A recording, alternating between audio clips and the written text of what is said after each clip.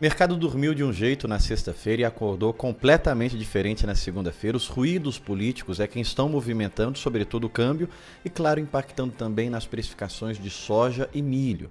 A gente vai falar de todas as notícias que estão impactando o nosso mercado e vão pautar essa semana, logo depois da nossa vinheta.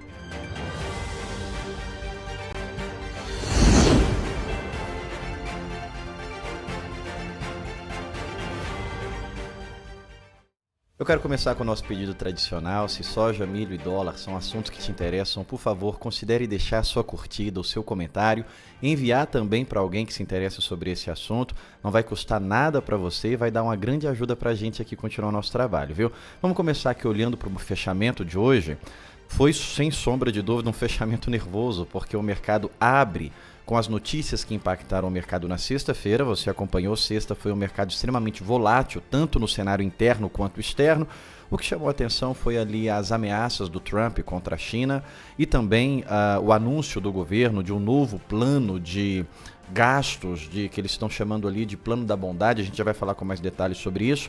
E o dólar trouxe um novo cenário na sexta, mudou completamente as tendências do mercado, mas na segunda-feira grande parte disso foi devolvida. Mas antes disso, vamos olhar para os movimentos físicos que chamam a atenção dos nossos preços. A gente teve hoje a Secretaria de Exportação, a SECEX, divulgando ali o acumulado de exportação até a segunda semana de outubro. Para a soja, 2,1 milhões de toneladas, é um volume considerável, mas para a soja, esse volume de exportação já está praticamente precificado ao longo do ano. A gente espera superar 104 milhões de toneladas, bater o recorde que nós atingimos em 2023. Para o milho, 2,6 milhões de toneladas, é um volume significativo. Se a gente isolar aqui o milho, considerar a média diária de 210 mil toneladas por dia, para outubro, está aí faltando 14 dias. Considerando essa média de 210, a gente exportaria ainda nesses 14 dias 2,9 milhões de toneladas. Somado ao que já foi exportado, 5,5.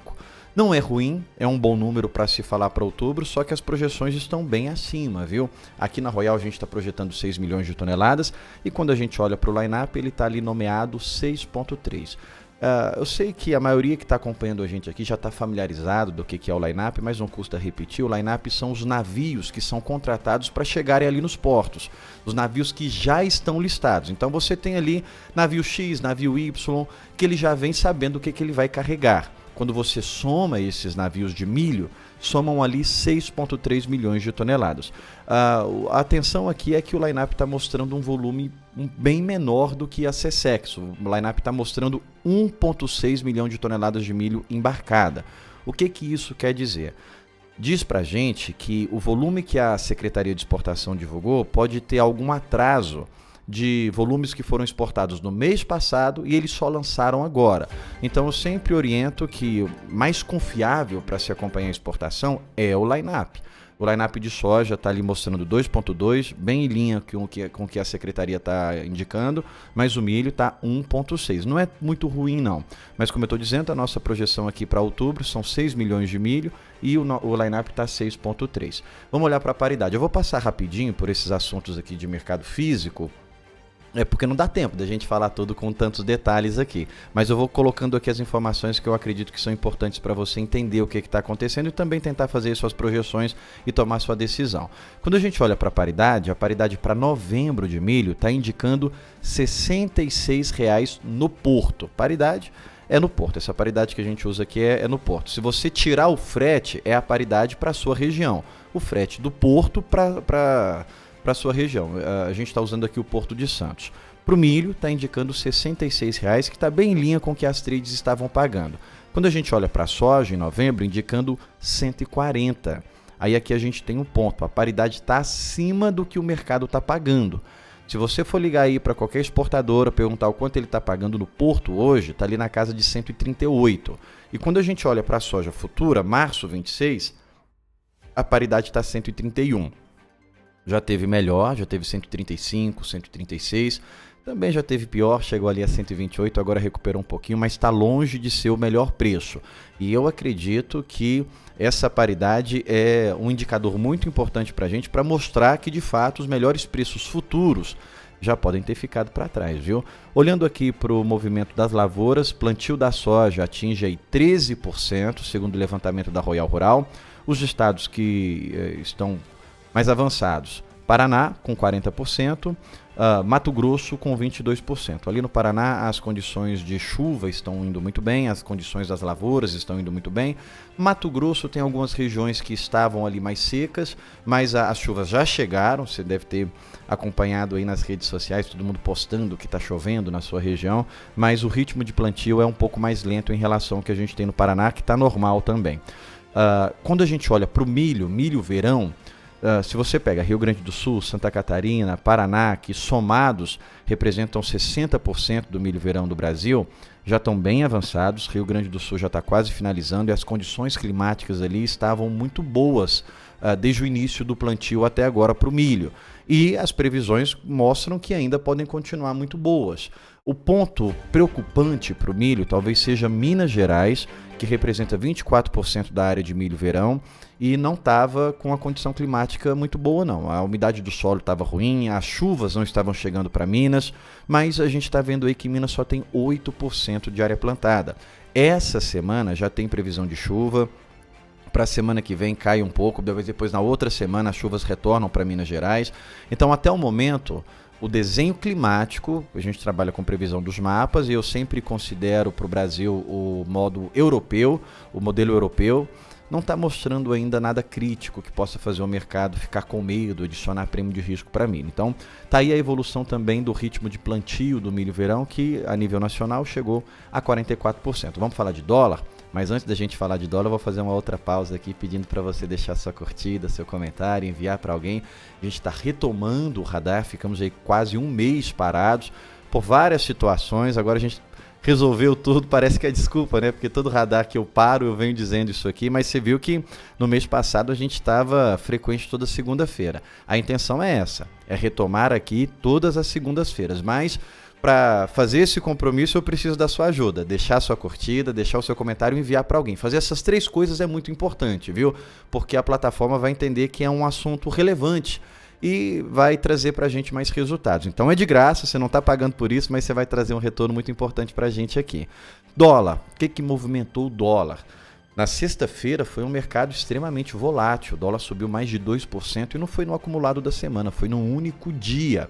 A gente teve 2 fatores para o dólar. Bom, o mais importante, sem sombra de dúvida, foi o fator externo, mas é importante aqui deixar uma ressalva, porque o dólar ele subiu 2% na sexta-feira e caiu menos de 1% hoje, porque a pressão que nós tínhamos para o câmbio não era só externa.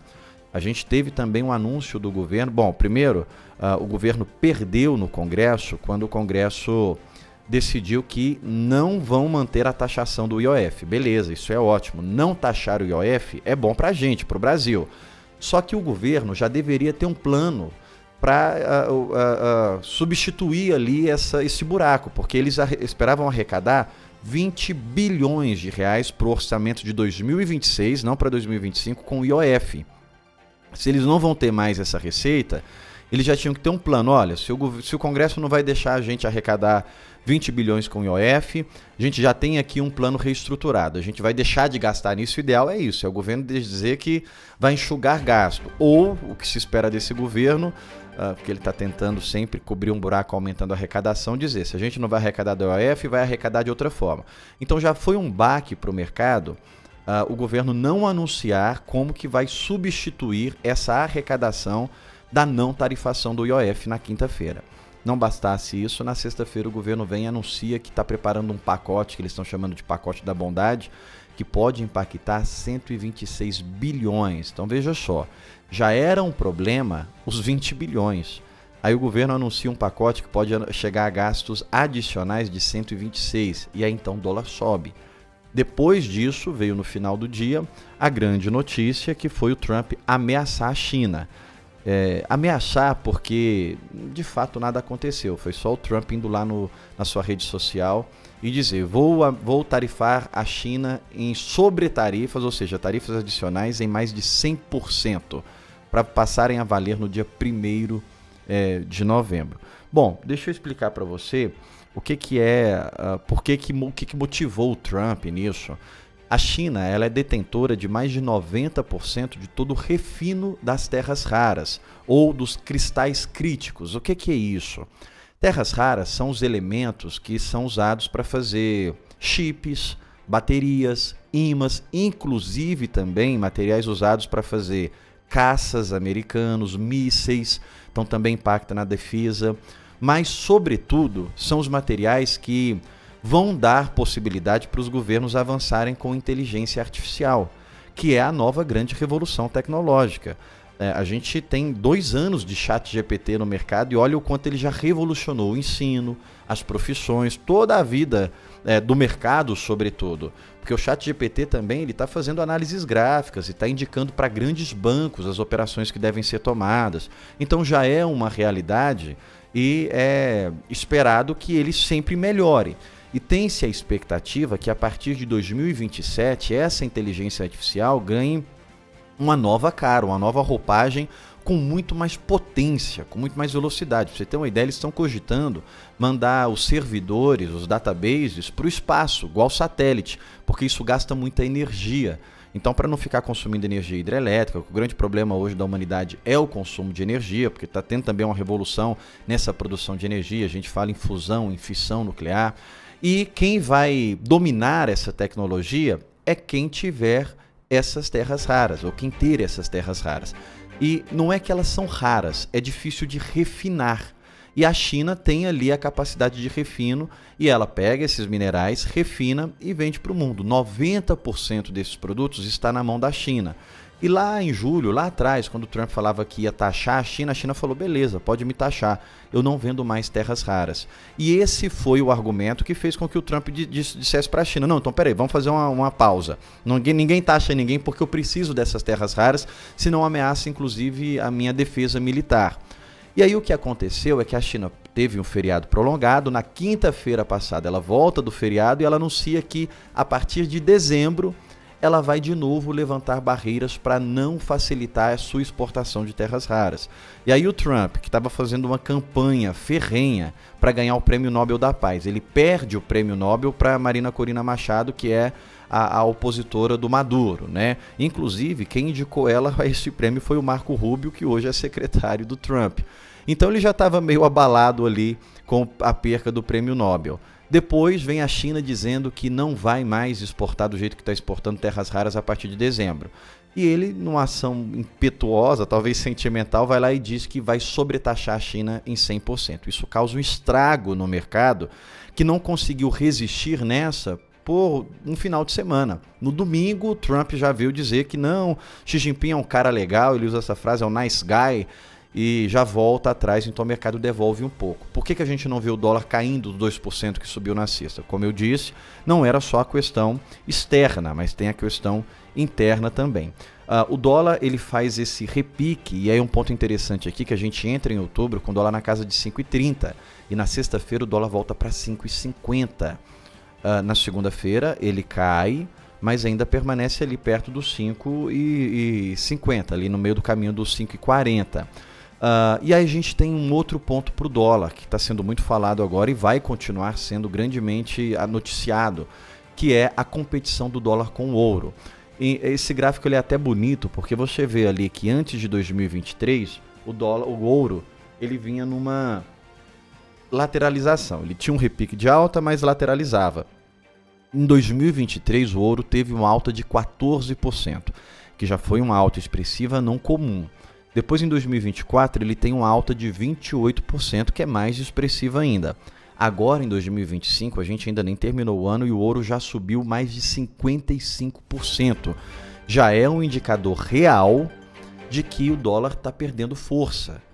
E a gente tinha essa leitura de dólar em queda por causa dos indicadores econômicos, por causa dessa competição com o ouro, sobretudo por causa da expectativa da taxa de juros. Você está vendo aí no quadro que 98% do mercado aposta que o Fed vai cortar juros agora no dia 29 de outubro e depois outro corte de juros em dezembro. Olha, eu vou dizer para você que nesses anos de mercado, eu acho que eu nunca vi um mercado tão otimista assim com corte de juros, 98% e depois 95%. Eu tenho um pouco de receio com esse otimismo do mercado, por causa do shutdown, tá? A paralisação americana. Então a gente não tem dados, você não teve payroll, a gente não teve, por exemplo, dados do SDA de oferta e demanda, não tem dados de inflação. Como que o SDA vai cortar, como que o Fed vai cortar juros se ele não tem os dados que guiam para esse corte de juros? Quando você pega ali o balanço dos membros, dos diretores do Fed, a grande maioria já disseram em várias entrevistas que acreditam que está na hora de cortar juros sim. Mas eu não acho que o mercado está muito otimista. Então o ponto é o seguinte, a leitura técnica é que o Fed vai cortar juros, os dirigentes, os membros do Fed estão dando esses sinais. Amanhã, na terça-feira, dia 14, a gente vai ter falas de membro do Fed, falas do Jeremy Powell. Se de fato eles continuarem apontando para esse corte de juros, o dólar volta para os 5,30. Mas aqui eu tenho um receio, porque é um mercado muito otimista, não é só uma leitura econômica, porque não se tem dados econômicos. E o presidente da Câmara Americana disse que esse pode ser o shutdown mais longo da história. O mais longo que nós tivemos foram 35 dias com o próprio Trump no primeiro mandato. Se esse pode ser o mais longo, supera 35 dias, então o Fed não vai ter dado nenhum. Será que o Fed, ou o FONC, né, o comitê do Fed, vai cortar juros mesmo sem ter os dados do mês passado, que são divulgados agora em outubro, para guiar esse movimento? Se eles não cortam juros, aí sem sombra de dúvida a gente vê o dólar voltando para 5,50 e querendo voltar para 5,60. Mas olha, preciso fazer um alerta para você, essa é uma leitura de médio prazo, porque logo, vamos imaginar aí 60 dias, tudo isso tende a estar resolvido, porque a gente está falando de movimentos que são pautados pela política e não pela economia a partir de agora. Bom, eu vou ficar por aqui. Se você quer mais detalhes, aprofundar nas análises e ajuda para tomar a sua decisão, aqui a gente não fica em cima do muro não. Se você me ligar, eu vou dizer para você se eu realmente imagino que é o momento de vender, de segurar ou de comprar soja, milho ou dólar. Tá aqui o nosso contato, chama a gente, 15 dias de graça da nossa consultoria, bem detalhada, bem aprofundada.